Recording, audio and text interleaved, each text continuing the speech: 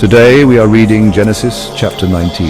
And there came two angels to Sodom at even, and Lot sat in the gate of Sodom, and Lot, seeing them, rose up to meet them, and he bowed himself with his face toward the ground, and he said, Behold now, my lords, turn in, I pray you, into your servant's house, and tarry all night, and wash your feet, and ye shall rise up early, and go on your ways. And they said, Nay, but we will abide in the street all night. And he pressed upon them greatly, and they turned in unto him, and entered into his house, and he made them a feast, and did bake unleavened bread, and they did eat. But before they lay down, the men of the city, even the men of Sodom, compassed the house round, both old and young, all the people from every quarter. And they called unto Lot, and said unto him, Where are the men which came into thee this night? Bring them out unto us, that we may know them. And Lot went out at the door unto them, and shut the door after him, and said, I pray you, brethren, do not so wickedly. Behold now, I have two daughters which have not known man. Let me, I pray you, bring them out unto you, and do ye to them as is good in your eyes.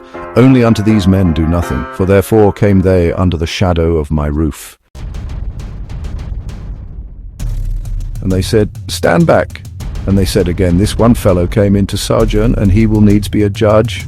Now will we deal worse with thee than with them? And they pressed sore upon the man, even Lot, and came near to break the door. But the men put forth their hand, and pulled Lot into the house to them, and shut to the door. And they smote the men that were at the door of the house with blindness, both small and great, so that they wearied themselves to find the door. And the men said unto Lot, Hast thou here any besides, son-in-law, and thy daughters? And whatsoever thou hast in the city, bring them out of this place. For we will destroy this place, because the cry of them is waxen great before the face of the Lord. And the Lord hath sent us to destroy it. And Lot went out and spake unto his sons-in-law, which married his daughters, and said, Up, get you out of this place, for the Lord will destroy this city. But he seemed as one that mocked unto his son-in-law.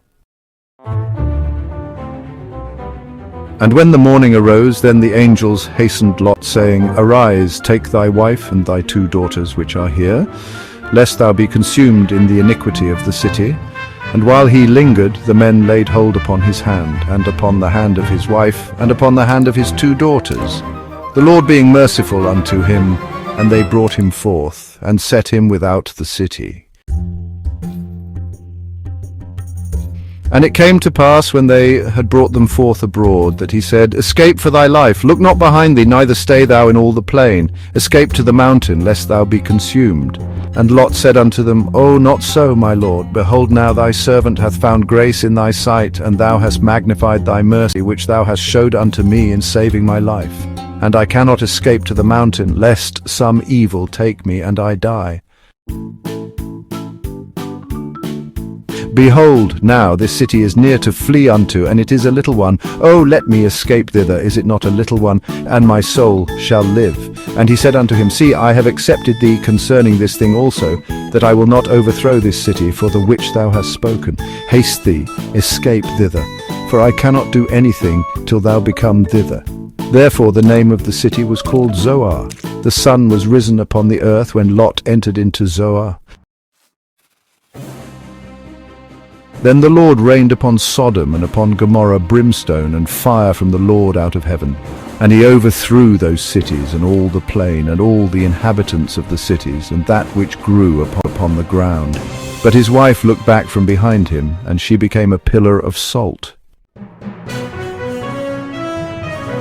And Abraham got up early in the morning to the place where he stood before the Lord, and he looked toward Sodom and Gomorrah, and toward all the land of the plain, and beheld, and lo, the smoke of the country went up as the smoke of a furnace.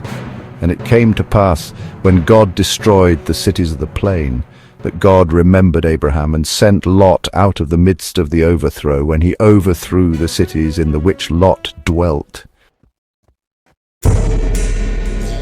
And Lot went up out of Zoar, and dwelt in the mountain, and his two daughters with him.